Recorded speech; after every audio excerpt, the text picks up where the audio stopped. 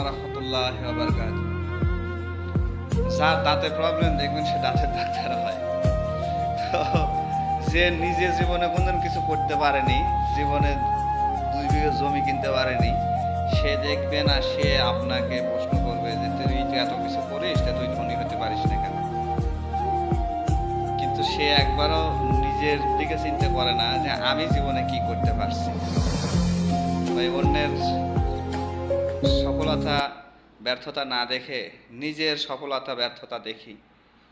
কারণ সফলতা ব্যর্থতা সব তার হাতে। আপনি আমি আমার জীবনে কি ঘটতেছে, আমি কিভাবে ধ্বংস হইছি, এটা আমি জানি, আমার আল্লাহ জানে। আপনারটা আপনি আর আপনার রব জানেন।